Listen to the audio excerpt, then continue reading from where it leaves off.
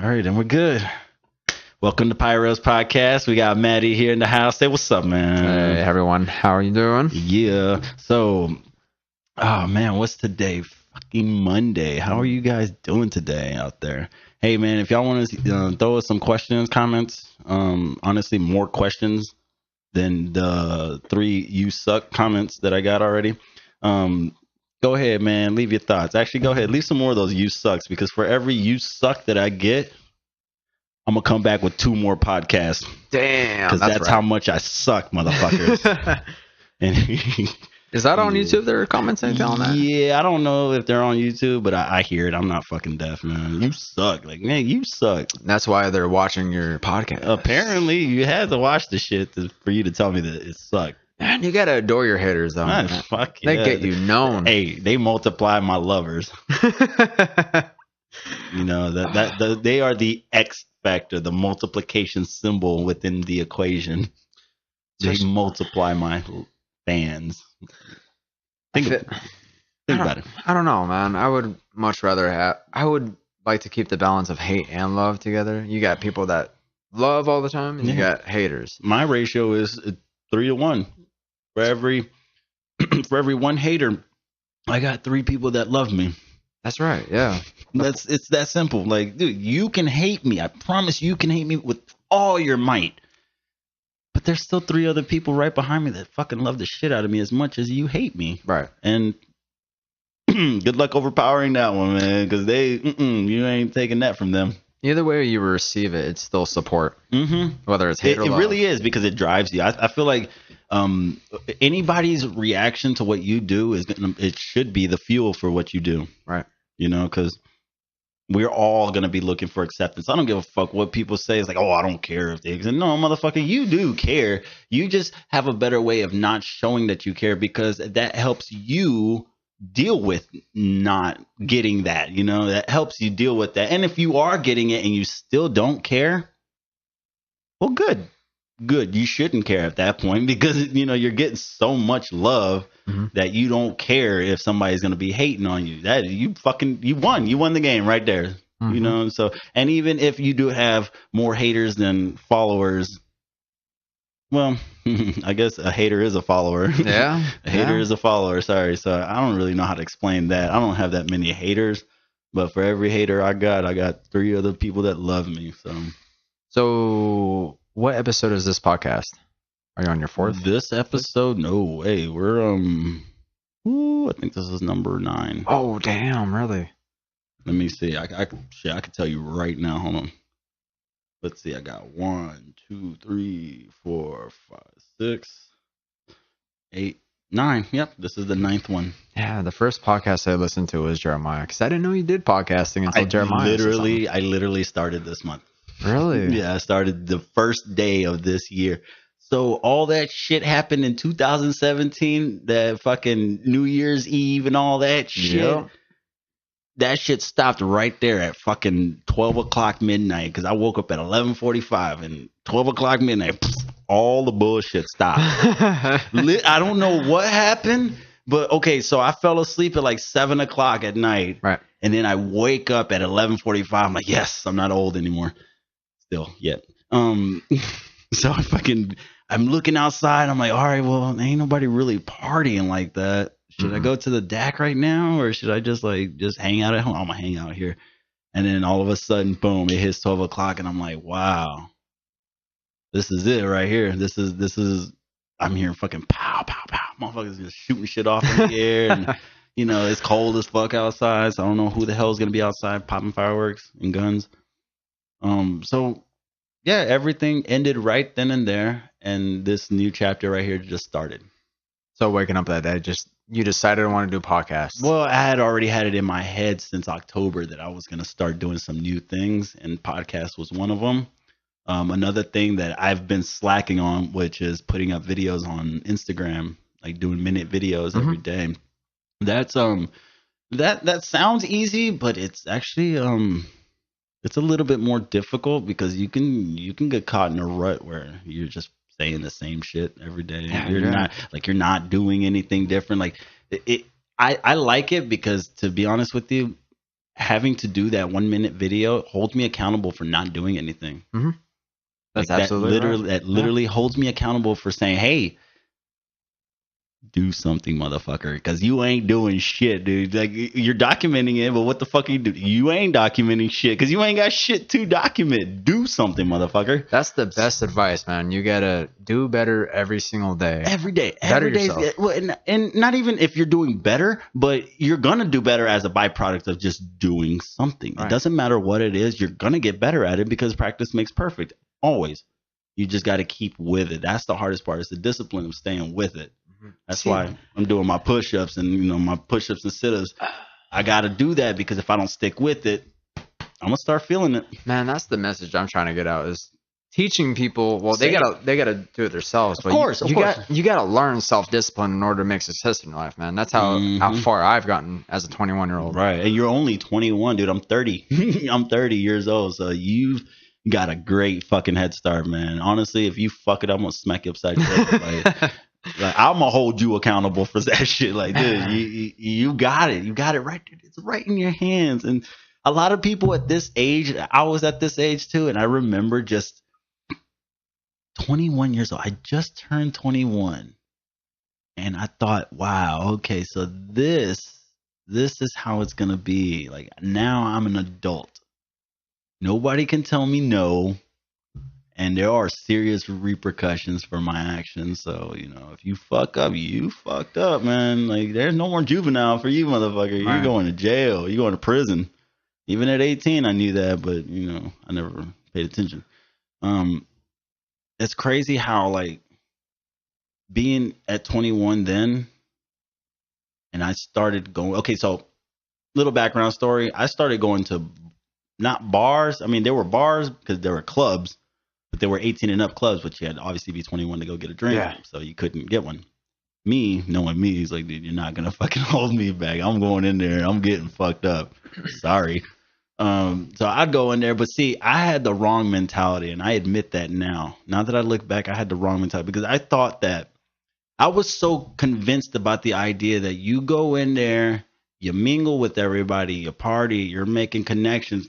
I mean, yeah, this is where a lot of people need to be listening because I think a lot of people are in this same fucking routine where you go to the place, you mingle with everybody, you party, you have a good time, boom, you make your friends. Those are the connections that you're going to start to make. You got to look for the after parties where everybody's going. That was the main thing. It was finding after parties because that's where people are starting to do the real shit. They're not doing shit that they would do in public. You're not going to talk business in public. You know what I'm saying? Like, if I have an idea and I want to bring it to somebody, I'm not going to go up in public when they're trying to fucking dance with a girl. They're going to get the fuck out of my way, man. I'm not trying to talk about this shit right now. So I had to learn that shit because I was real like, go get it. Like, yo, get out there, go talk to everybody, fucking get that shit because we're going to make this motherfucker happen. Yeah, that's great. That was fucking awesome. I'm glad that I was that way, but it didn't work. No. It didn't fucking work. No. So I go out there and I'm fucking making all these connections. You know what my best connection was? And it's what led to all the good connections and all my encounters with famous people. Fucking Craigslist. Craigslist. Fucking Craigslist. That's usually the opposite. Right. And you would think that it wouldn't be like, whoa, dude. But fucking Craigslist, dude. That fucking Craigslist ad that I had found that day. Okay, so I was out of a job at this moment. And me, you know me, I'm real musically oriented. So I got to do every day something. I got to do something with either sound or recording or music in general. So I had the day off, obviously, because I didn't work. So I'm just chilling there. And I was like, man, I'm going to go to the music store. I'm going to Sam Ash for a second. Oh, Sam Ash? Yeah, they got Sam Ash over there. So, so I'm like, man, fuck this, dude. I'm going to Sam Ash. But before I went, you know, obviously, I'm trying to find a job. So I'm on Craigslist, like looking up jobs and shit. And there was this one job, service industry. So service being restaurant shit and bars and clubs and shit like that. So I'm thinking it's probably some fucking new little hole in the wall bar that's opening up. And they're like, yeah, we're having, what the fuck did they call that shit, man? When we're having like a little convention meeting at this hotel. And if you're interested in a job, then come and fill out an application. You know what I'm talking with these job fair. That's what it was. It was a fucking job fair. So it was like, I was like, I went to the music store, and then I'm leaving the music store, and I was just like, man, fuck, I'm gonna go check out this little job fair, because the hotel was like right next to the fucking Sam Ash store. And I'm gonna go check it out, man. It can't hurt. I'm looking for a job, so whether it's what I want to fucking do in life or not, fuck it, you need a job. You need money right now. Right. You can't just be coming into Sam Ash playing their instruments and leaving. It doesn't work like that. No. Like, you got to buy something at least at one point.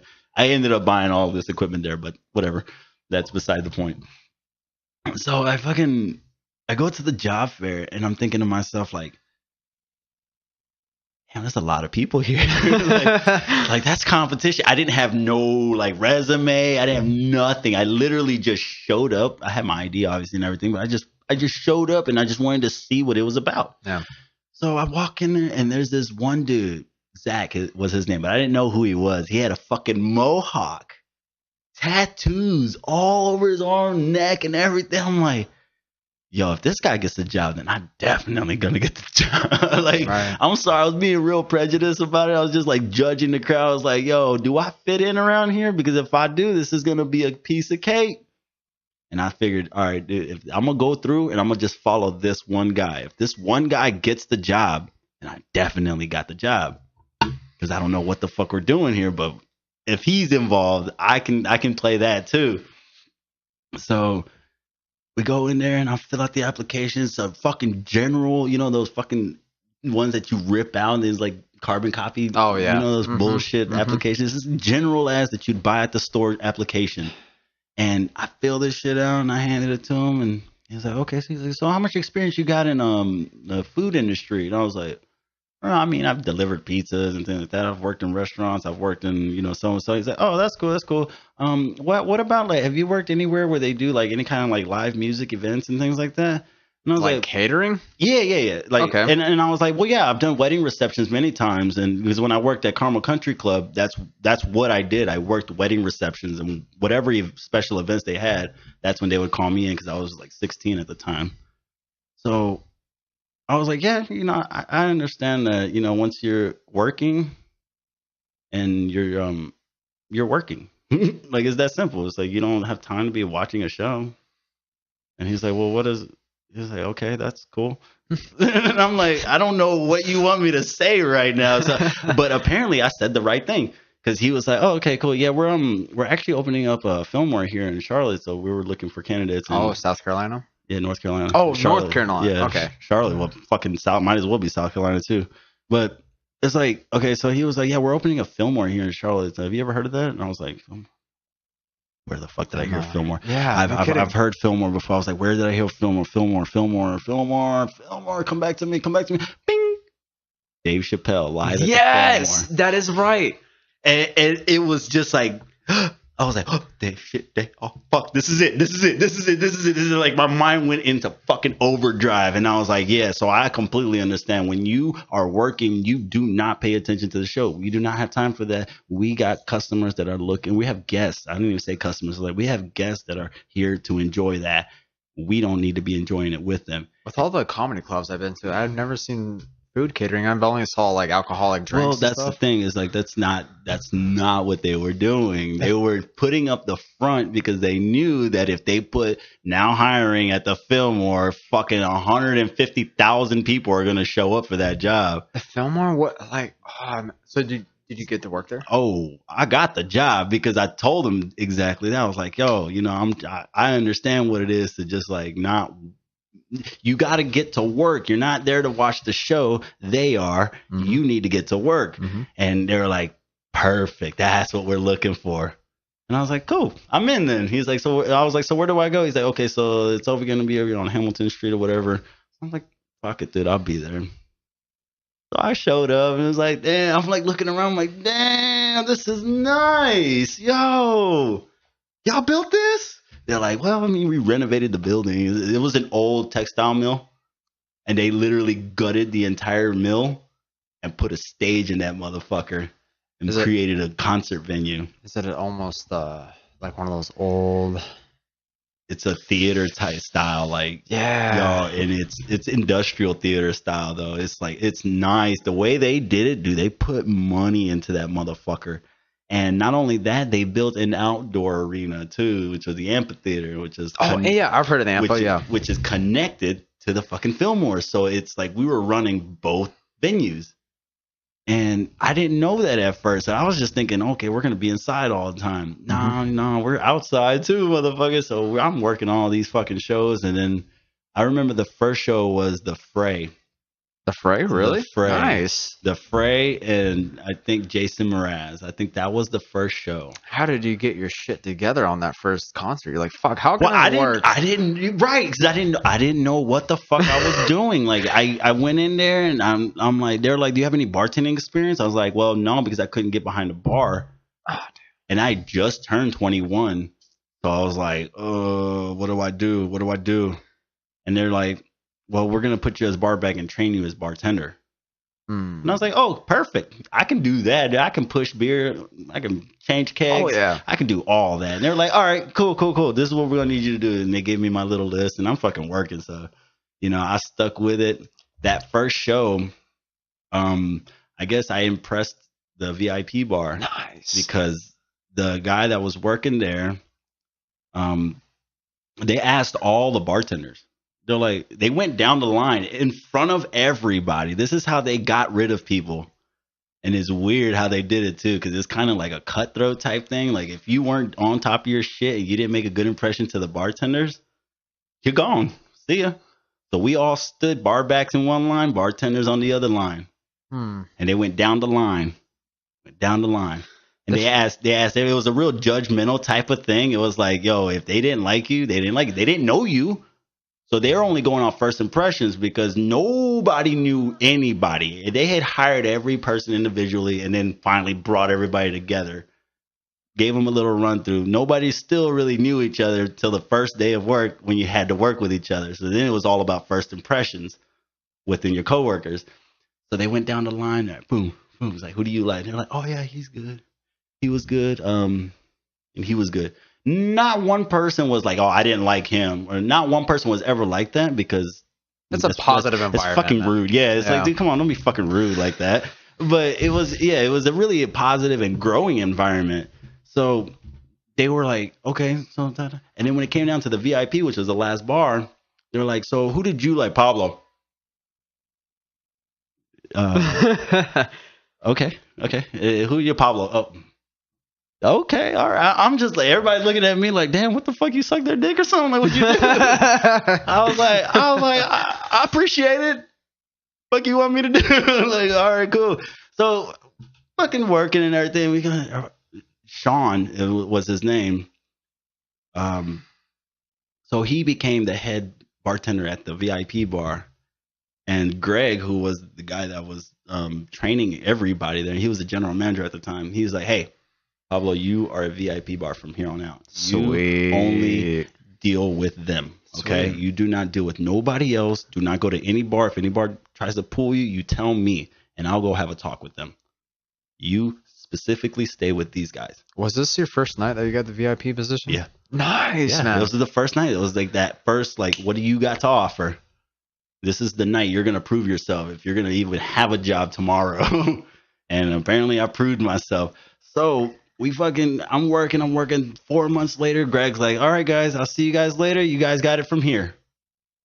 I'm like, oh, man, we're only 4 months old, motherfucker. You gonna leave? And yeah, no, he left and he fucking put Sean in charge. Sean became general manager. The one that fucking called me, like him right there. I want him to be in my bar back. So now I'm good with the general manager of the Fillmore. I got my own little pass now. Like I could walk around, dude. I had free entry to every show. If I wanted to bring friends, I could bring them all if I wanted to, dude. It was fucking high life right there. That's a big deal. For all the listeners that don't know what the Fillmore is, Google it, YouTube it. All the big names for comedians and bands or any type of entertainer that goes to the film, that's where they go. And it wasn't anything when I first started because it was like one of those things where you don't I didn't expect it to like really be like that, and it didn't take off like it is right now. Holy shit, dude! The Fillmore has a show almost every fucking night. It's bigger than the House of Blues right now. It's fucking ridiculous. It's huge. It's huge now. But when I started back in 2009, that shit was nothing. It was like, dude, what the fuck is going on? Like, there's no shows. Like, we're getting maybe 2 shows a month, 3 that's shows, horrible. 3 shows a month. Like, it wasn't anything. So a lot of people were just like, I can't do this. Like, but the ones that really wanted it, they stuck with it. They stuck by. They do. We got Fillmore Family group on Facebook because the ones that actually stuck by, we grew together. So we stuck with it, and then slow enough, we started getting more shows and more shows and more shows. They're gonna get more frequent, you know. So now we're all working shows. Did I remember? I'm gonna tell this one story, and then I'm gonna let you finish off right here. But I fucking met Dave Grohl. I don't know who Dave Grohl is. Dave Grohl is the lead singer of the Foo Fighters. He was a drummer for Nirvana. You know Dave Grohl. Now I feel embarrassed. Okay. No, you know Dave Grohl. Okay. You just don't know him by name. Yeah. A lot of people don't know famous people by name, and I would never be like, "Hey, Dave, what's up?" Like. He'd be like, get the fuck away from me. I fucking hate people like you. Get the fuck away from me right now. So, and I get it. You don't have to know his name, but yeah. So he fucking. I just remember seeing him, and he asked for some ice, and I was like, all right, I'll get you some ice. I brought him a big ass fucking bucket of ice, a big ass bucket, and he was like, oh no, just for this cup, and I was like. Well, now you got plenty of ice for more than 1 cup. And he's like, I appreciate it. And he walked off. But anyways, that was like meeting famous people like that in that type of environment where it's like, dude, I'm not looking for an autograph. I'm not fucking trying to be your fan right now. It's such a weird conversation to like talk to a famous person and like actually just like talk to him and be like, hey, man, dude, I really... Like, don't even talk about music. It's like, hey, man, you thirsty? See, the best fan is always the fan that doesn't obsess over the autograph. He just wants to talk about life, you know. Like, cool, man. You know, he's just a fucking person with good talent.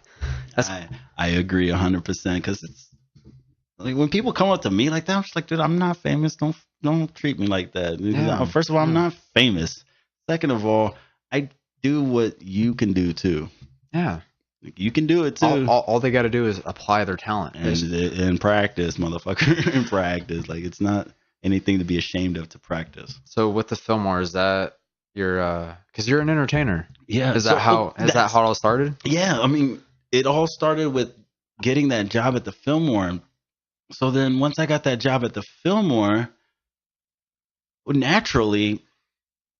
The little area which they called the NC Music Factory, I think they changed the name now, but it was called the NC Music Factory, and there were like little bars and stuff that were popping up. Kiosks.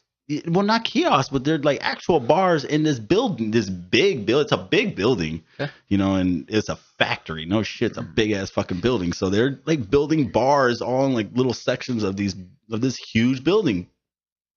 Naturally, I'm gonna go right over there and say, "Hey, what's up, man? You guys need help?" Like, I'm gonna try to work because I'm only working fucking whatever 2-3 times a month. Like we weren't getting shit to begin with, so I'm like, dude, I need to fucking work. So I started working over there. I worked at this one place called a Black Bear Saloon, which they ended up changing the name to The Saloon, and that was a good spot.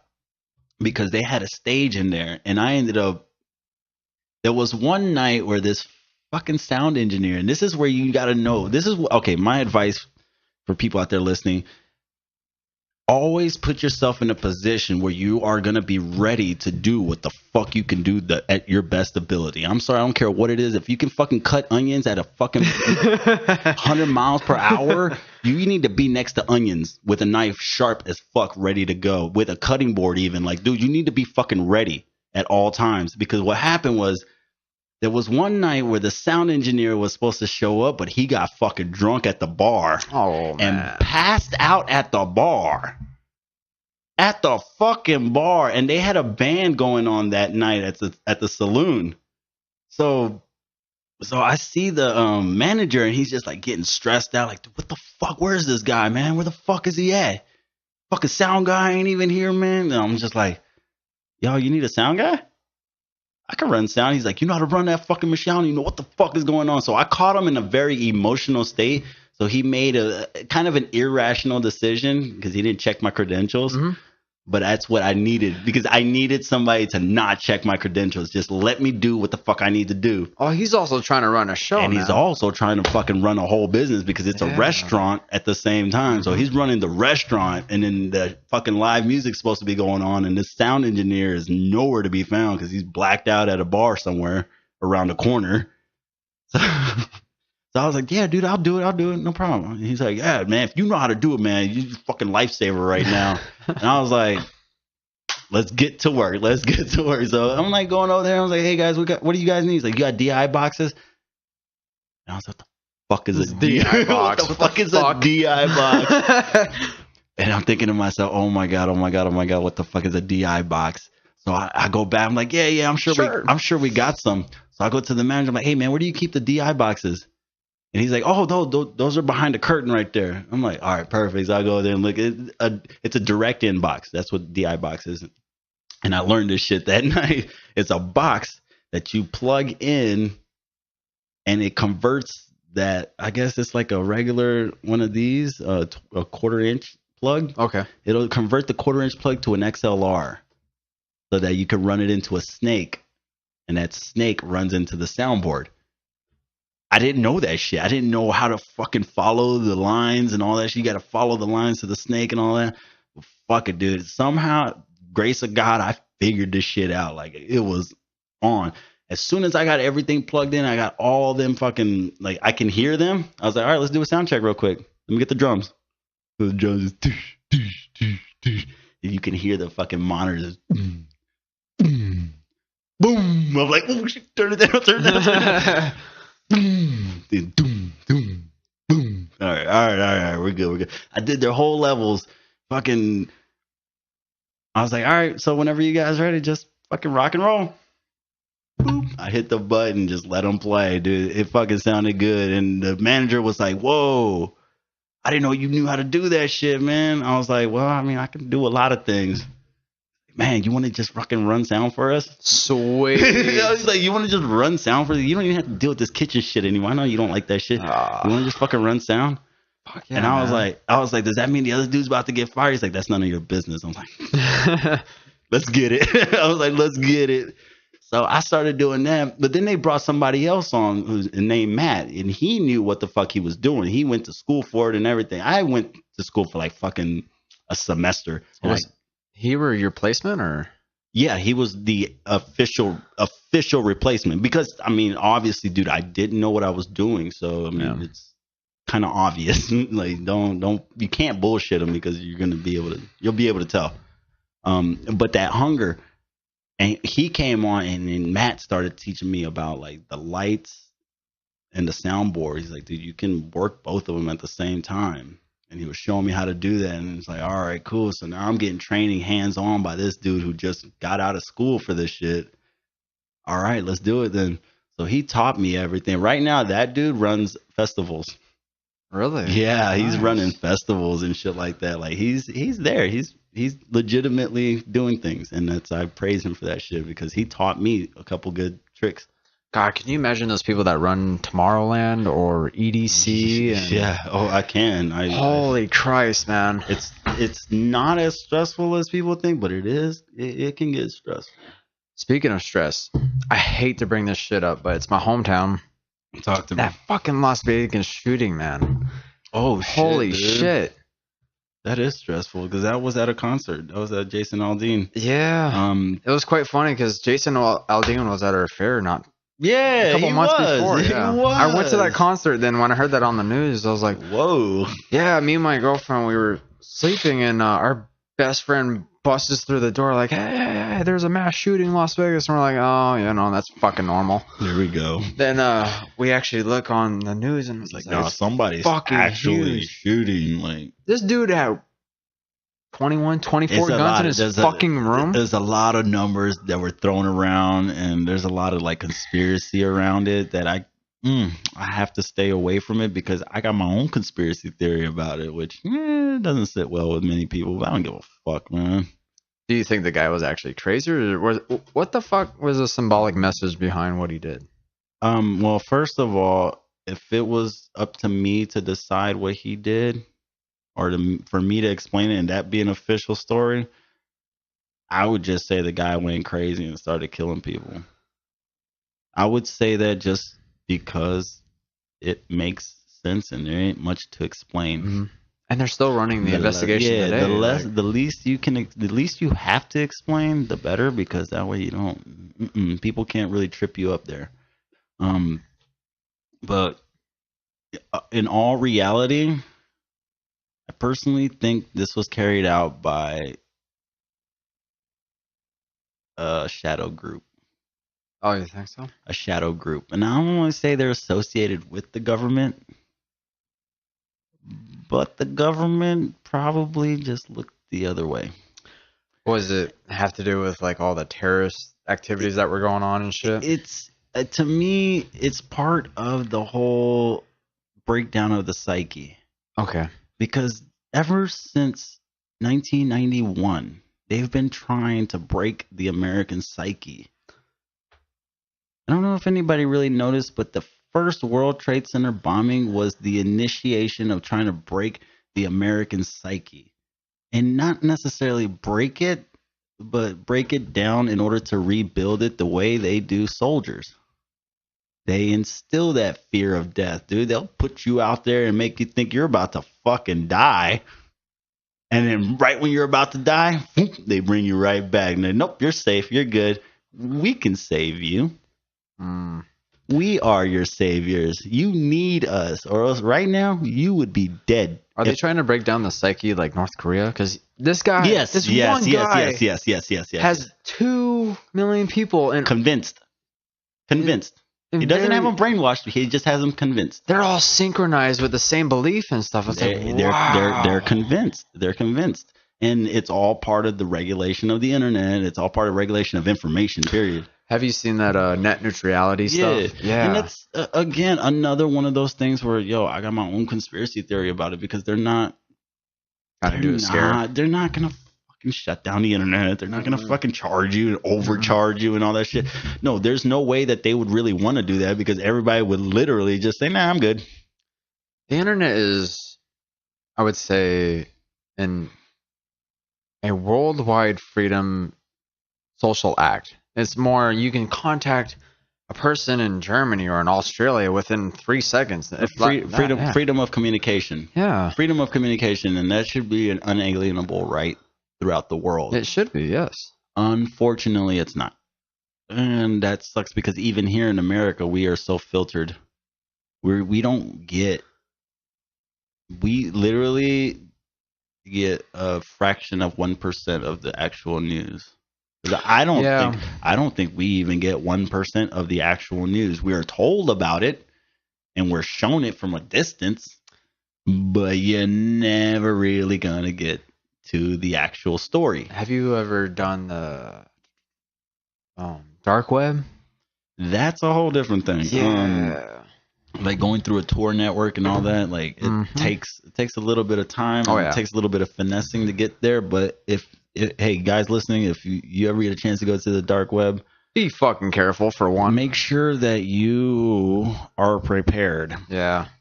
Make sure you are prepared, because here, how about I do this? I don't even want to do a plug-in right now, but I'm going to do it anyway, just because, man, dude's cool as hell, and I've been following his videos. This guy does deep web browsing. Oh, is it that one gamer guy? Yeah, the gamer guy. So it's like he does that deep web browsing. Damn, he's done a lot of those. And he's fucking 100 and something now. So every Sunday he posts up a new deep web browsing video where he goes on the internet, he goes onto the deep web, and he shows you what he finds. Obviously it's YouTube, so there's rules, and he can't show you everything, and he has to block out some things, or else he's gonna get in trouble. And he's in Canada. So it's one of those things where, if you get a chance, go check that out. It's called Deep Web Browsing. I'm not going to tell you who it is, because if I do, then,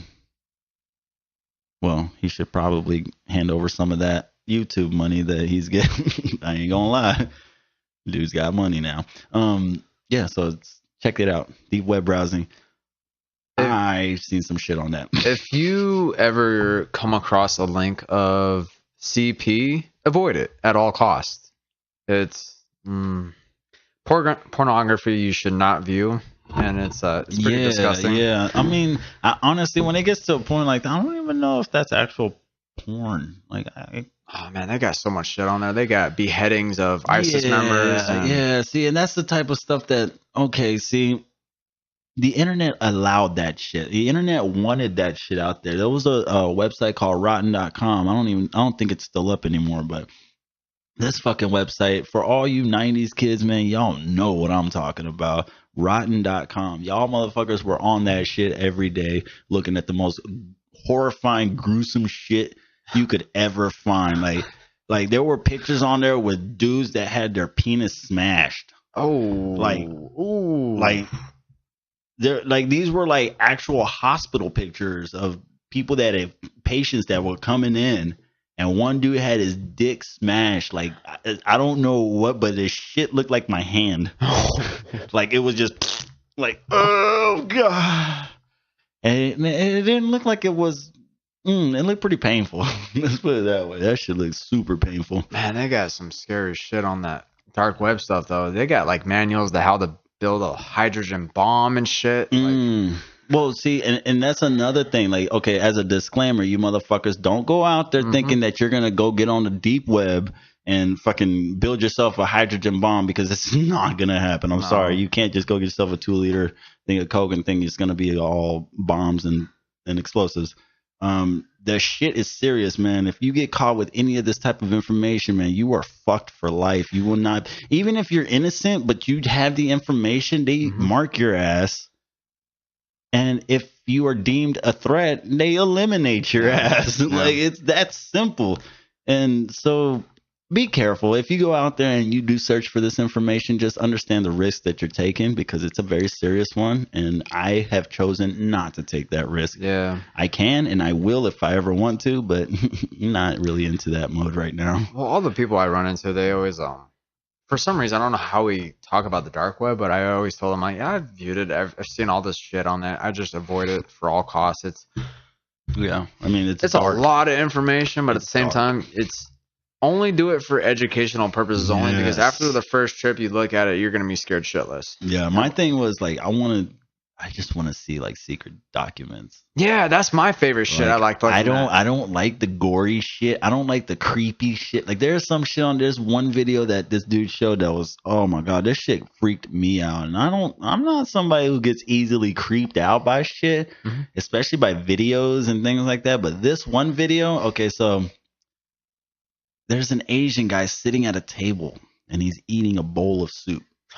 Oh, yeah, I've seen this. Crying. He's just bawling his eyes out. And then this fucking character comes up behind it. And it's a mascot, though, but it's like a weird, like a Chinese, mascot. Like a Japanese mascot. And this motherfucker just comes up like an anime shit and just starts like petting the motherfucking dude that's crying. He's like pets the motherfucker. And now you're going to hear a lot more pop now. Are you sure? Yeah. Oh, like, because the wind, that's supposed to block the wind. If you go. There you go. Like, there we go. Yeah. Sweet. So yeah, it's like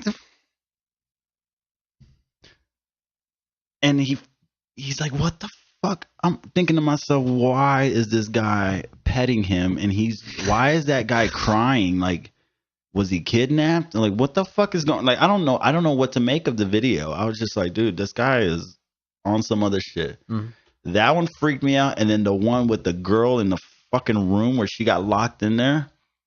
Somebody put this girl in a room and locked her in there. I think she was a sex slave. They locked her in this room, which was like filled with a bunch of different stuff. And then she knows that there's a camera watching her. And so she's like, help, help, help. And nothing. So fucking, the lights start flickering and it starts to look like it's a fake video, like, oh, dramatic effect. And the lights start flickering. It's like, and she gets scared. Like, you can tell she gets scared. Like, what the fuck is about to happen? So she grabs like the first thing she can. She's like holding it up, like, nah, fuck that. I'm about to fuck somebody up coming in here. And then you hear like, or you don't hear the door, but you see it like moving. And then she's just like, no. She's like backing up, like she's ready to fuck somebody up. And then all of a sudden, it like cuts to something else, and then you just don't see her anymore. Just gone. Like, what the fuck just happened to her? So I got to ask myself, okay, so this video is on the deep web. Somebody edited that video and put it out there on purpose. Either they're trying to troll people, I or think it was a fake video, but man, if it's fucking fake, they did a hell of a job convincing me. But sex slaves is not a fake thing, though, man. No, like, that's what I'm saying. Like, they used the correct angle. Like, everything about it was so believable till the point where it, like, edited out, and it's like, what the fuck? I was like, what the fuck just happened? But then I just don't think that they wanted to show somebody actually going in there and grabbing her. Like, they didn't want to show that incriminating part of it, so they cut it out and just show that she's not there anymore and let you use your imagination, which, you know, that'll fuck with you a lot more than actually seeing what happened. Yeah, I started avoiding like deep web, and I can't fuck with that shit no more. I like to sleep at night now. I don't blame you. So what made you want to do podcasts, man? Like, what brought you to podcasts are fun, though, man. To me, it was more of like, I'm doing a lot of talking on this podcast, which is rare. Like, I like to listen more, but for some reason, I'm in a talking mood today. So, good. It's just one of those things where I feel like, you know, I can learn from you. Pretty sure you can learn from me because I've done a lot of stupid shit in my life.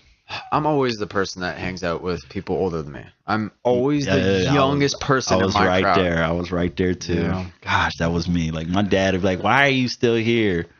My brother would be like, "Why are you still here? Don't you have friends?" I'm like, "Yeah, they're all younger than me, though. They're boring. Yeah, it's not fun. They're boring." Yeah. Like, I'm sorry. No. I'm not going to say that my friends that are younger than me are boring.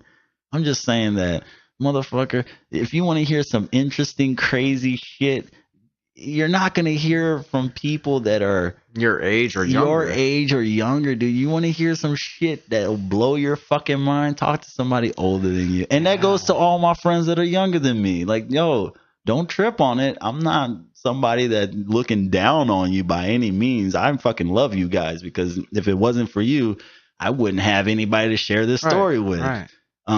But yo, man, talk to older people, man, because I'll tell you some crazy ass shit. I'll tell you some crazy shit. Respecting your elders is a true saying, man. Yeah, it really is.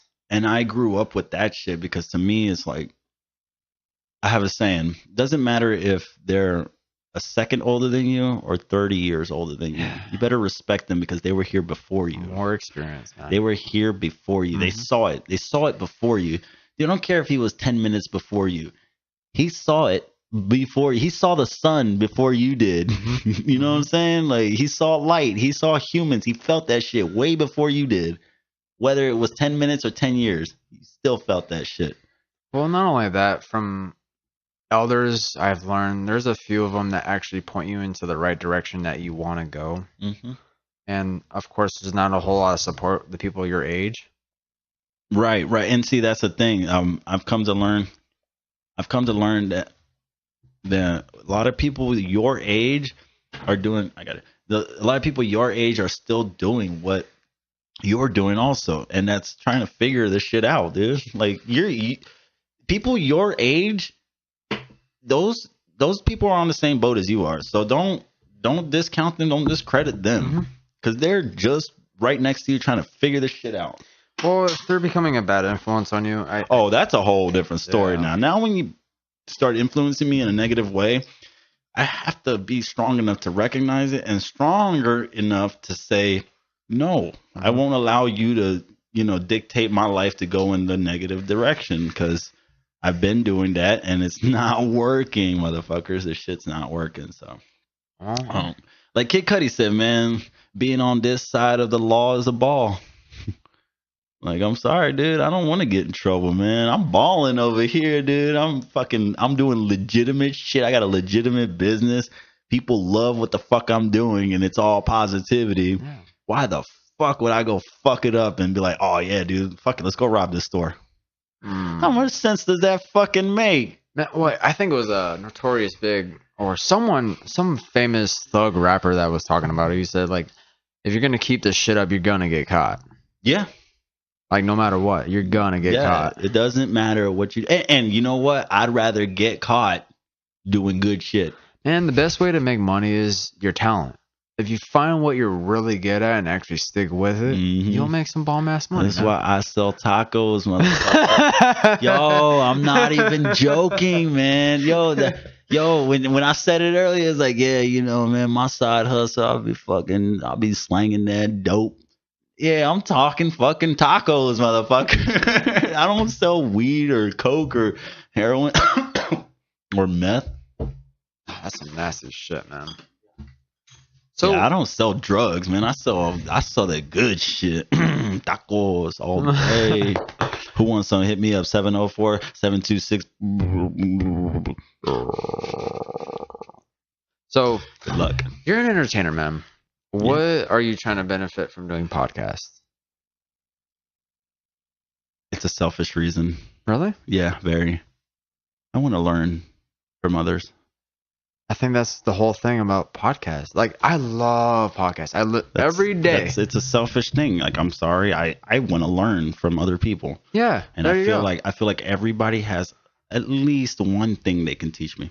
I follow everybody. Fuck, man. I follow a lot of podcasts every day. I listen to Joe Rogan. He's my number one. Oh, yeah. J-R-E. Yeah.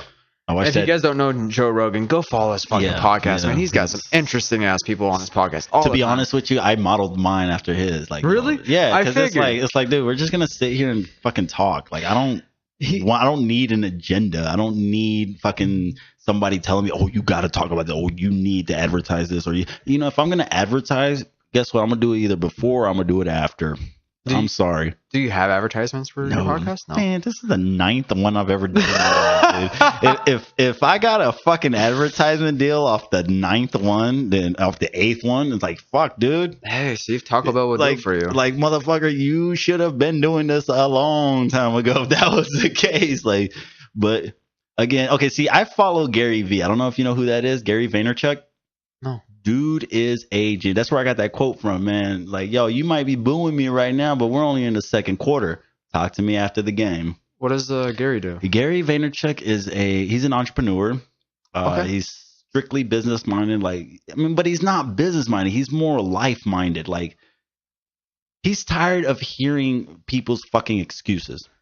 Like, dude, shut the fuck up and do something. That's his main thing. He's like, dude, shut up and do something. Like, I'm tired of fucking hearing your excuses. Like, you can tell me all fucking day and night that you're doing this or you're doing that, but it's not working. It's not that. It's like, well, you know what you need? You need to change the shit up and move the fuck on. Oh, is he a motivational speaker? Yeah, well, that's what he's turning into, because he's turning into that just through...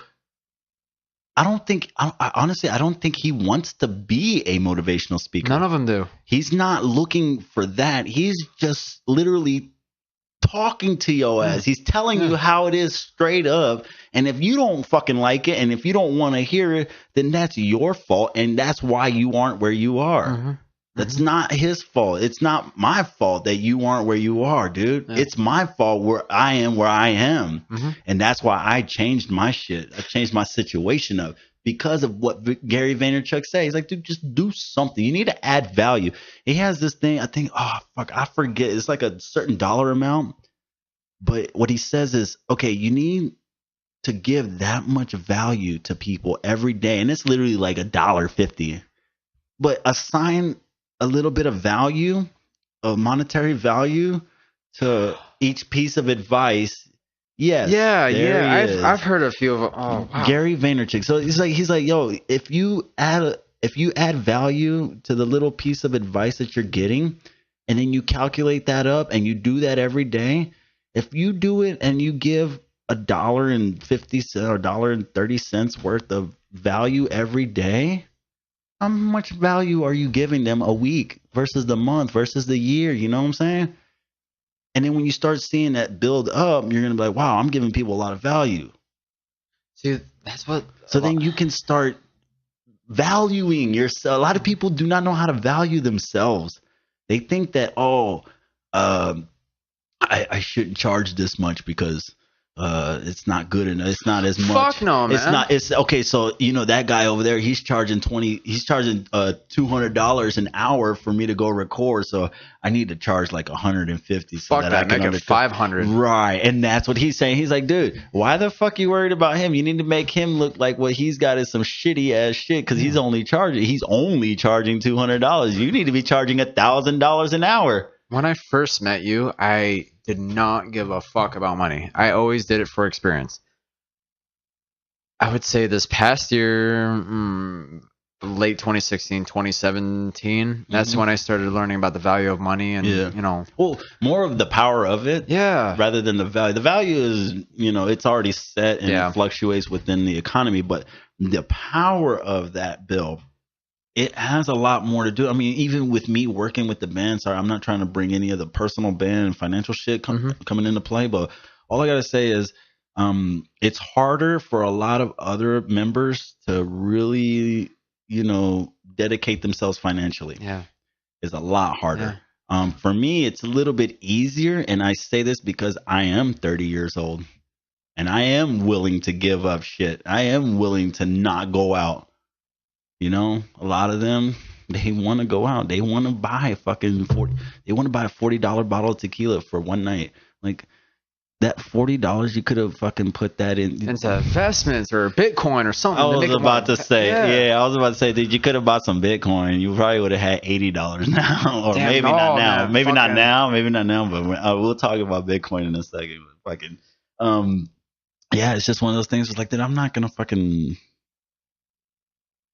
sit around and just waste my money, man, because I've done enough of that. I'm not trying to anymore. Not only that, there's so many people living on fucking debt and credit cards and shit. I finally got out of that. I cut all my credit cards up. I start paying cash for everything. Good job. Hey, I just opened an account today for my business and at a credit union. So they're going to help me build up business credit, and that's where it's at. That's good, man. Congratulations. That's where it's at. I've been trying for fucking 4 days now, trying to get this damn account open, but everybody's been sick with the flu. Hey, man, if you got the flu out there, hold your breath. No. For real, hold your breath. Don't let it out. Are you dead yet? Nah, I'm kidding, man. If you're out there and you're sick with the flu, I feel your pain. I was just sick too, so get well soon. Go buy some multivitamins and get yourself better, man. Get healthy. That's all you gotta do. Just eat healthy. Man, everyone got fucking sick from the influenza. Holy shit! Got sick. Everybody got sick. Man, I normally don't get sick, and even I got sick. Like shit. My girl, she told me that like there's something spreading out through Canada through cabbage or some shit. I'm like, huh. And yeah, that's another thing. I'm a person, of course, I support individuals, and so I had to let my supervisor know. I'm like, hey, there's like this huge outbreak in Canada, so you might want to, make sure everyone's doing hygiene and making sure they're clean and everything. But everyone at my work started getting sick. So, dude, everybody at my job got sick, and I was the last one to get sick. I was the last motherfucker to get sick, and I got sick. And I was just like, so I'm fucking sick. And then I went to work because I couldn't miss that day. I had to go to work, so I went into work, and sure enough, I got the other motherfucker sick. So I said, here's this fucking thing just going around in a circle. It ain't fucking leaving. So if I get sick again, I'm not going to work. Oh, man, even those people that get the vaccinations, man, they fucking got sick. I was like, well, that's the thing is you dumb it. You asked for the fucking flu, man. When you get the shot, they give you the flu, okay? Now, you got to understand that they're not going to give you a lot. And they are going to get you semi-sick because it's only to rebuild your immune system. Yeah, exactly. I get it. I understand why people vaccinate. Me, personally, you'll never fucking stick a needle in my arm. Fuck no. I'm sorry. You know why you won't stick a needle in my arm? Because you can't tell me what the fuck you're sticking in my arm. Yeah, you could say, oh, it's a flu shot. Okay, what is a flu shot? What is the chemical compound that you are injecting into my body right now? The shit that's spreading. And how preventative is it going to be in about 3 to 4 months? Second of all, can you draw the molecule? Because if you can't draw the molecule, then fuck your goddamn credentials. You ain't shit. You are being told what to do. You ain't doing something on your own, like, because you know this is what's good for you. You think those nurses at fucking White Drug? Oh, they don't give a fuck. They don't give a dude. They're hoping you come in there and get a shot, dude. That's they need money. Yeah, I was gonna say they need to get rid of that shit. They need that bonus. Dude, get the fuck out of my way, man. Oh, man. Well, all right. I hate to bring this shit up, but no, don't hate it. I'm honestly kind of glad all the recreational marijuana is being placed in the United States. I think it's a good thing. But Big Pharma, all the people that own all the pharmacy, I know who they are. Pfizer. They fucking hate it. Oh, well, no, they hate it because they ain't figured it out yet. Yeah, there you go. Wait till they figure it out. Then they're going to be like all for it. And guess what? It's going to get passed in every state. It's going to be on every corner, just like fucking tobacco, just like goddamn alcohol. You know, weed's going that way. Yeah, they have the stat. Weed is going that way. And the only reason I say weed is going that way is because, you know, we've how do I put this in They treat it like alcohol, though. You can't do it in public. Right. And but how do I put this in a nice way? They know that our bodies are getting used to it, and our bodies can the vaccines or no, the weed. Okay. Because the weed's getting more and more powerful, so our bodies are building up that tolerance to it, and what it's gonna eventually do is just gonna end up being like fucking, like I said, like cigarettes, and you know, it's gonna be like that. And then what? Well, the only and then what? Then what's the drug? It's their fault though, because they drink. I mean, not drink. I think you're missing what I'm saying, because weed's not a bad thing. I'm not saying that it's a bad not at thing. all. What I'm saying is that as soon as weed is so socially acceptable, the way alcohol and tobacco is, then what? Then what's the next drug that they need to need to criminalize and make a fucking enemy out of? They're trying to make mushrooms legal now. Well, but I'm talking about the ones they're trying to make enemy of the state. Because right now, to me, it's looking like opioid and meth. I'm sorry. Opioids have been there though, but opioids have always been there. That's milk of the poppy. Yeah, it's always been there. Dude, I have a huge problem with the FDA. Yeah, the Food and Drug Administration. You cannot mix food and drugs and administer them together. I'm sorry. You cannot be one and two and the same. That shit does not fucking make sense. That's an oxymoron within itself right there. When I used to work for retail and they started taking kratom out of our inventory and making it illegal, I was good. I was like, take that shit out of there. Kratom? Yeah, take that shit out of there, dude. That shit's horrible for you. I take kratom now. No. You take kratom in a different way. Motherfuckers were abusing that shit trying to get high. Oh, they were smoking that shit trying to get high. No, you're supposed to ingest it. Like they were smoking this shit trying to get high. Okay, I didn't know that. This is fucking idiot kids that were out there doing this shit. And people were trying to get me to do this shit, fucking kratom, the K2 and shit like that. I'm like, dude, that's cool. Remember that one time when I fucking drank that shit at your house? I think so. Yeah, because you gave me some fucking kratom, that powdery ass shit. Like I fucking ate that. Yeah. I drank it. I'm just like, ooh, that's powder, but I fucking felt great. Yeah, I felt fucking good. I take a tablet. Because that is, to me, the proper dosage. Like that is how you were supposed to consume it. Yeah, it's a supplement, not a fucking motherfuckers were out there smoking it, and that's why they made the shit illegal, because they were fucking idiots and they were out there doing oh my god, dude, my friend was on this shit, and I'm like, dude, see, you can smoke that shit. I'm gonna smoke some weed over here. I don't give a fuck. People need to stop abusing stuff, man. Like they're gonna keep abusing. Honestly, people need to keep abusing stuff. People started smoking. Hey, keep abusing fucking Tide Pods, like, abuse that. I was gonna bring that shit up. Abuse that shit, dude. I want you to eat 5. Oh, my friend was like, man, that's good. They're eating that shit. Let the fucking dumbasses die. I was like, all right. That's fine. See, and okay, so I put that post on Facebook, man. I did not think I was gonna get that response. Fucking Tide Pods, dude. What the fuck? This is the 4th time I've talked about Tide Pods on my podcast. I'm sorry for all the listeners. No. Hey, I'm sure they're just like, oh my god, fucking Tide Pods again. But no, dude, for real. Like, okay, so everybody's with me then, right? Like, yo, fucking eat more, motherfuckers. Eat that shit, because I'm tired of this. this pussy-fied fucking nation that we live in, dude. We live in a fucking pussy-ass nation, dude. Man, okay, I'm at work and I'm like, yes, sir, master, sir. Oh, they fucking hate to that. my boss. And Yeah. I'm just like, yes, sir, master, sir. And he's like, nah, man, don't call me that. Yeah, don't call me that. And I'm like, why not? He's like, you're the fucking boss master. He's like, nah, man, it just doesn't sound good around customers. What? The fuck it isn't. I'm like, why is that? Sir, master, sir. He's white. And I was like, so why is that?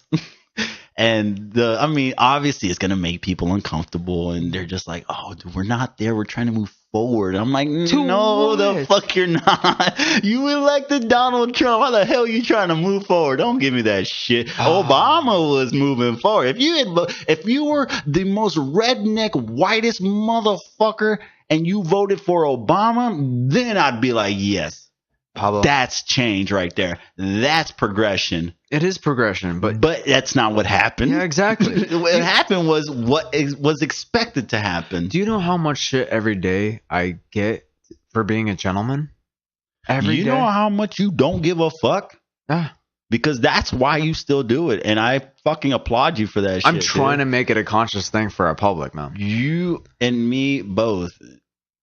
Well, I got ties and shit that I've been needing to put on. I need to fucking get my game right, bro. You gonna help me out?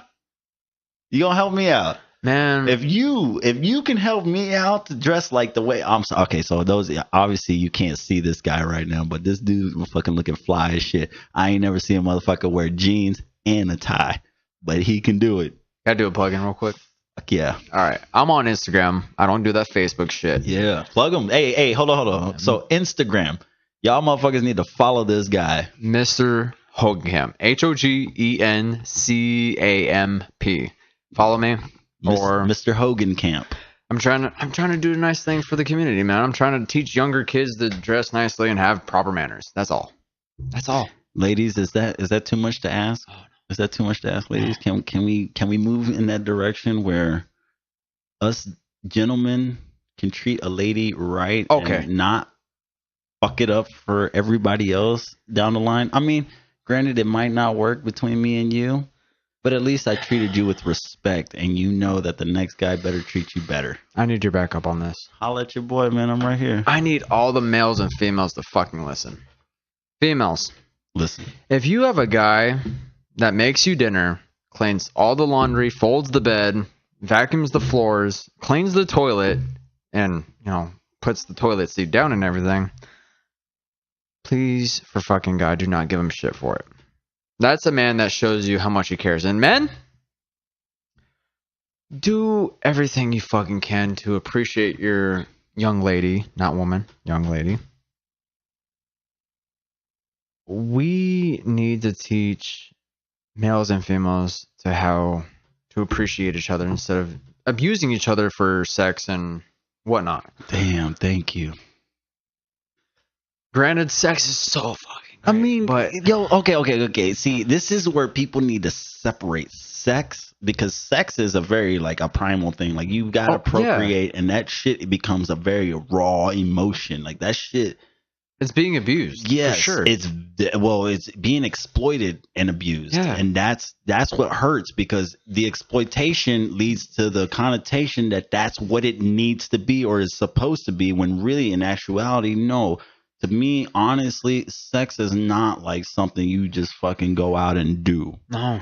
Like, you need to figure out the emotional connection that a female is going to have. Males are not emotionally connected like that, and that's unfortunate. No. Because if they were, and I don't want to sound like, oh, he's emotionally connected, whatever. Oh, he probably gets all the girls. Like, no, I don't fucking get every girl that I want. I'm sorry, that's not the way life works. You're not gonna fucking get every girl you want. You can be the fucking most sexiest guy out there. You can be the Brad Pitts of the world, but there's some girl that you're gonna want, and she just really is not gonna fucking want you. And you're that right there is gonna deflate your ego real quick. It definitely was, but don't take it too much though. You got, like I said, good. Okay, fine. That's where the decision making comes in. Do you dwell on that shit, or do you just say, you know what, that's law of averages, I'm gonna keep it moving. Yeah. I'm gonna find somebody just like her, but you know what, they're actually gonna like me.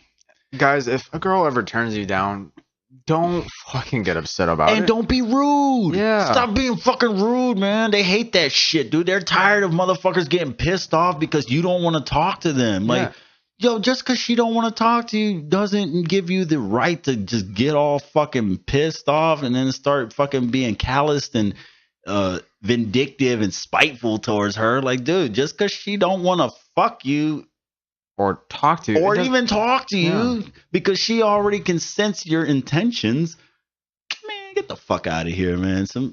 I play it cool.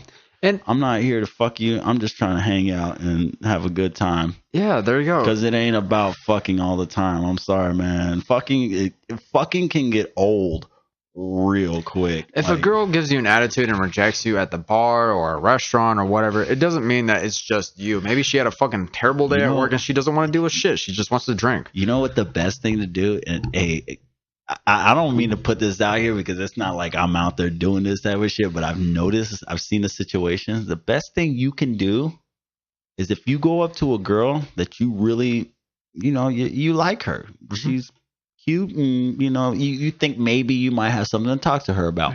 All right. You go up there and she rejects you. The best thing you can do is go out and have more fun. Yeah, respect. In front of her. Yeah. Have that fun because you need to show her that she can be having as much fun as you're having right now. But she chose to stay over there and ignore you because she didn't want to talk to you. Not only that, she's probably trying to run a psychological report on your ass. That's she's also like, another I thing. wonder how this motherfucker, like, what's he up to? No, well, not only that, like, how does he perform when he gets rejected in life in general? Because they like that. Like, that's how they look for a man. Ooh. When all the bad shit happens, they want to see how that guy, takes it in, how he adapts. If he has a fucking problem with it, obviously he's still a boy. But if he can adapt and appreciate everything, that's a man. Okay, so you got Netflix, right? Oh, hell yeah. Okay, so check this out. When you go home, I want you to watch this fucking Tony Robbins. Oh, all the time. I have all his books. Tony Robbins? I have all his books. I watch all his videos. Right here. Cheers to that shit. Yo, Tony motherfucking Robbins, man. I'm sorry. I saw this I Am Not Your Guru the other night. I fucking love that one. Yo, man, at times I had to seriously just get quiet. Because I had to evaluate some shit on me. Like, this motherfucker talking to me right now. Like, yo, why'd you want to kill yourself? Well, there's been times where I was fucking down, dude. Yeah. I've literally, I look at these cables, I look at all these fucking microphone cords and shit. I'm like, dude, this shit would be easy as fuck. Oh. It'd be easy as fuck. I can easily just be gone tomorrow. But why? Why would I want to be gone tomorrow? Why? Well, that was the thing. I had to figure that out. Now, I'm not going to get all personal with this. There ain't nobody here trying to listen to that. If you want to listen to it, go ahead. I'll tell you the story. Leave that comment. Fuck, I'm not telling it right now. Because I can really talk about that shit. But it was one of those things like, dude, I don't want to kill myself. I just want to die. Because to me, I'm not afraid of death. Mm-hmm. And I think death is it's much more liberating than it is finality. A lot of people don't understand and that. They don't. Yeah, a lot of people are afraid of death. So I've gotten to a point where it's like suicide is not that bad of an option. No. But at the same time, it's like, dude, I've gone through a lot of people that have killed themselves, and I understand the aftermath of it, and that shit hurts. Dude, the biggest thing today is suicide. Yeah. A lot of people are doing suicide. And this shit hurts, man. Like, yo, the first Kim, dude. Well, Lance was the first dude that, he hung himself. And what gets me is, I was just hanging out with him a couple days before, and I had gotten drunk off of Everclear for the first time. My mom caught me, and my mom was all fucking mad at me because I was so drunk. And a couple days later, he was drinking heavily in fucking 9th grade. Drinking heavily in 9th grade. because he just couldn't handle his problems at home. I don't know what was going on with him at home. And, you know, he did it in. He did in. That broke down. Thank you.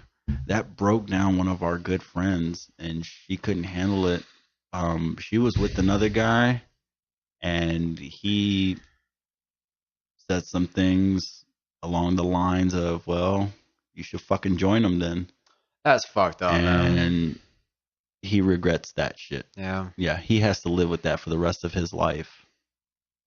And yeah, he said that. He said some shit along the line. I mean, we all got wind of that. I don't know if that's the truth. Like, honestly, looking back, that could be a lie as a way to demonize and blame him, because we were all hurting, so we needed to blame somebody.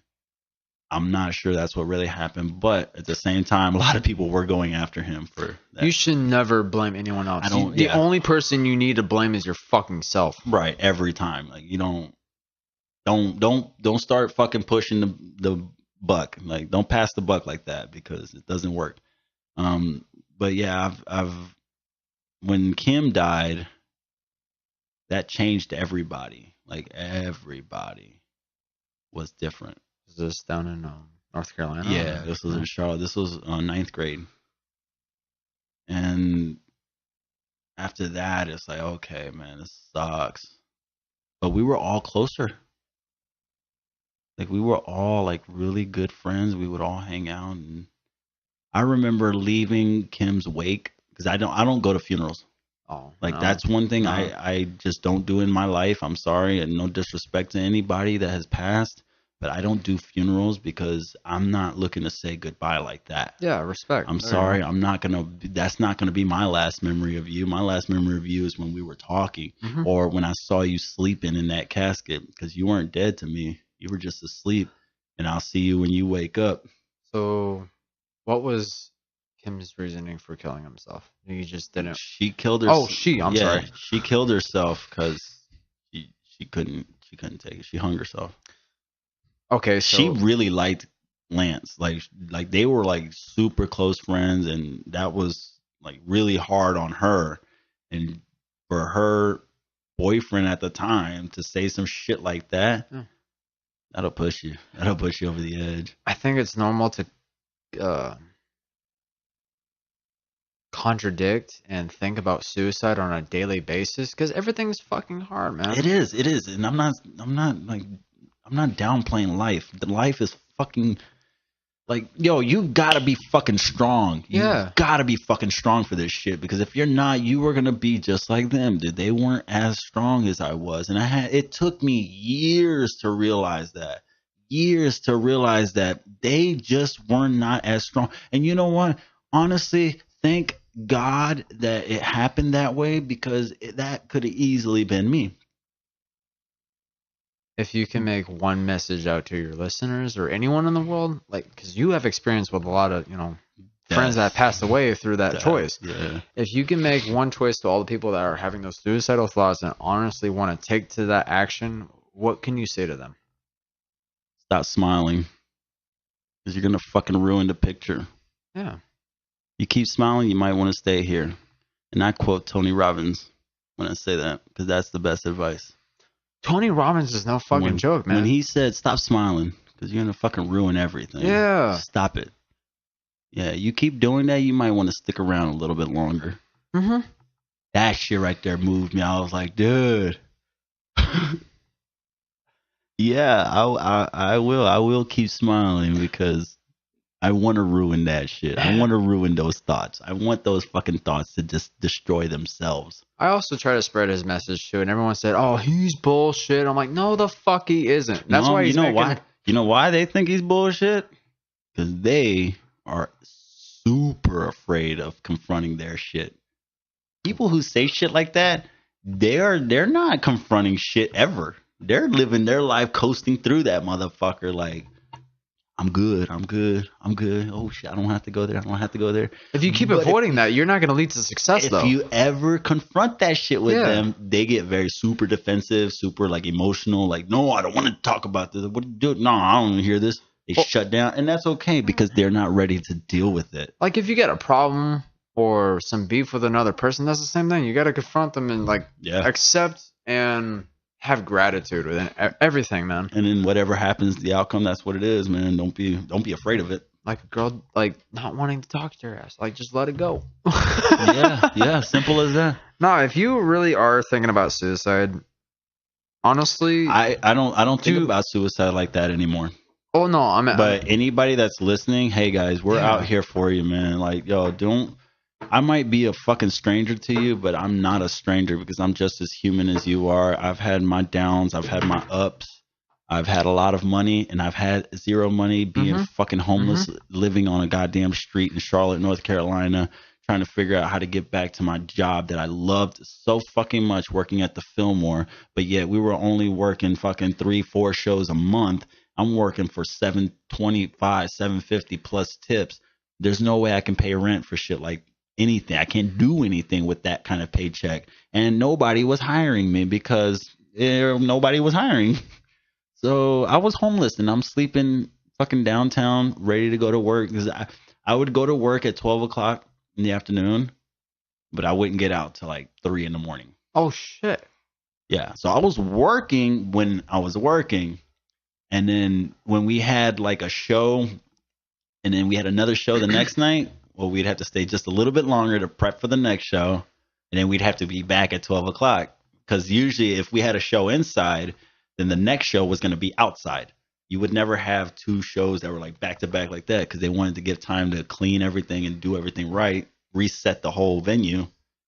And then boom, we'll just move the other show outside. And it was also depending because outside holds 5,000 people, inside holds 2,000. So it always depended on who was playing. So yeah, if we had that show on the inside, it was always Fillmore first, then the amphitheater. But the amphitheater has that fucking hill, so you're fucking pushing beer. I'm fucking tired as shit the next day. So it's like, dude, being homeless and coming from that bullshit. Come on, guys. I know if you've got something on your mind, I know the bullshit, dude. I can talk to you about some bullshit type work all day, every day. And I know it's not pretty, man. I know it's not pretty. When I first met you, but man, it's real. That was like the prime where I wanted to kill myself and everything. That's when I was like, really? Dickies era? Yeah, man. Like, do you see how skinny I was, man? I was trying to do anorexia to kill myself. Dang. It's weird for having a vegan to work at a barbecue place. Yeah, I guess so. But nah, man, I'm eating meat, like pounds of meat every day now. Well, okay, so you know one thing that stuck with me? You did one thing for me that a lot of people never done in my life. What's that? It took you a while to get it to me. You don't remember? No. Really? I really don't. You don't remember? I'm gonna have to bust it out at one point. I know it was like you wrote my name correctly. No. On a fucking board, stylized my fucking name. Oh, really? You really like that? And I still got it. Still got it. It's literally in one of those drawers right there. Man, unfortunately, I want to keep to my drawing, man. I'm really good at it. Actually.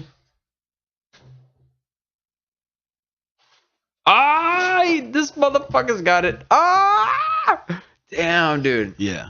So it's like, yo, that shit right there just. When I saw that, I was like, dude, this guy likes me. Like, not like that, no gay shit, but he's like, dude, this guy actually like genuinely likes my name, me. He must think of me as differently because I never had somebody fucking literally stylize my name and then make it a point to give it to me. Like, yo, I want you to have this. I can do calligraphy really good, dude. That's fucking good, dude. You know what's funny? That shit's been sitting there like, yo, and I look at it, I was like, and it looks really good. It's good in shape, man. It's been years since I did that. Fuck. I don't remember doing that. Really? Yeah. I done so many fucking designs, dude. I don't remember doing that shit. Yeah. It was, I think you and Tiffany probably had Oh my God. I remember Tiff. It's like y'all probably had a night where y'all were doing artsy shit and you were just like, I'm going to do Pablo's name. I miss Tiff, man. Where'd she move to? I think she went to Georgia. Yeah, she moved back to Georgia. She's got a kid, and I still, I don't talk to her, but I follow her and everything. I make sure she's okay. Tiffany Gillespie or Gillespie. Gillespie, yeah. She's cool, man. Every person I met from Georgia is fucking awesome, man. Yeah. I'm glad to meet those people, man. They got some different type of spirit. It's a southern thing, man. I'm from the South, I'm obviously Texas and North Carolina, so I get it. Like, I was born in South Carolina, man. So, oh yeah. Damn, see, I forget that. Hey guys, this South Carolina native, and all my people listening up in the NC, y'all know what it is. And we moved to North fucking Dakota, the armpit of America. Fuck, I hate this place. No. I'm not gonna say I hate this place because I can never ever say that about this place. I fucking love this place, and I'll blame this place for a lot of good shit that has happened in my life. Right. Like I cannot like. I can be so bitter about the weather. I can be bitter about the way people have treated me. But you know what? For all that other shit that has happened that was, in my eyes, negative, nah, man. It can't compare to the positive that has come out this motherfucker, dude. I was able to... Dude, I went from being homeless to coming out here, and I got my own apartment, a nice fucking apartment. You got nice instruments 2 bedrooms. and shit. Yeah, I got all my instruments. I got all my recording equipment. Dude, I grew. I was able to expand what I was being held back from over there in Charlotte by not having a job. Mm-hmm. That's all I needed. I needed the capital. I needed the money to fucking do something. Here I am. Money's a thing, man. Like people that, you know. And here we are back to money at the beginning of the conversation. Money's like a big the money, thing, man. The there's power. Like you don't need that. There's just power in it. Like, but to go back to the suicide topic, I'm sorry. I'm gonna try to. Good. You're good. You're good. This is probably gonna segue off the topic. For those people that, you know, want to do suicide, man, just give your. Don't say suicide like it's a drug, man. No. For those that want to do suicide, no, you don't do suicide, man. You commit to suicide, and that's a finality thing. Do your fucking hardest. Do what you love, no matter what the fuck it is, man. If you like money, go find money. If you like doing art, whatever the fuck it is, man, do it. You know what I say? I ask, how do you want to kill yourself? Okay, well, take that. You want to jump off a bridge? That's how you want to kill yourself? Really? Like you can't fucking go work and jump out of an airplane and just not pull the parachute? Like really? Like you don't want to work towards something to get up there and do it right? You just want to jump off a bridge? Man, that's too easy, man. So stop with the bullshit. If you're gonna kill yourself, fucking do it with a passion. Like, yo, go fucking learn how to skydive on your own and then just jump out the fucking plane. Hey, at least by that point, you would have learned something in life, how to skydive and when not to pull your fucking chute. I think that's a good answer, man. I've done skydiving, and that is some crazy shit. Hey, you realize, like, I don't want to die. I don't want to die. That's a 50-50 chance. Like, is this fucking thing gonna work on me? And no, if it man. doesn't, That's a good one. No, if you're committing to suicide, man, get some fucking help, man. It's not the end. Grow a pair of balls, learn something before you go out, and fucking do it, dude. I can promise you, by the time you're done learning that shit, you ain't gonna want to kill yourself. You're gonna be like, dude, I done got this far. I done learned all this shit. Why the fuck would I do it now? Like, I don't need to. I found purpose. You need to find purpose in life. There's an intention that everyone is born with, and that's, I think, what leads to suicide is the fact that a lot of them do not find their intention in life. Mm-hmm. No matter how hard it gets, man. It's pretty easy. Every day has an intention. Today's intention was informative. It was information today. Mm-hmm. Today is about passing information, learning information, find some new information. Hey, discover some old information that you already knew, but now when it comes back up, it's fresh again. You know, like it's all about information today. Tomorrow, I don't know what tomorrow's intention is. I'll figure it out when I wake up in the morning. But tomorrow's intention, you know, you get to create that. That's the beauty of that. Nobody's telling you what intention you have. You have already been woken up with that intention. Mm-hmm. That's what wakes you up. I think that's what wakes you up. It's not your fucking alarm. Mm-mm. You know, you intend to go to work tomorrow, right? Yeah. That's your intention. Yeah. That's what woke you the fuck up. That's what put you to sleep the night before and is waking you up right now. I do what I love, and I make sure I try to do what for my company and make sure it improves. Mm-hmm. And with that, I like giving people that little piece of advice because that helps me close this out. I'm gonna have to head out. This is gonna be a good night. Thank everybody for coming through, man. Y'all listen to this. Was a little bit longer than expected, but it's fucking deep, and we're gonna have part 2 coming up. So stay tuned. Thank you guys for listening. Leave some comments at the bottom, man. If you got any questions or comments for the next one, leave them there. This is Pyrroh's podcast. We out. Peace.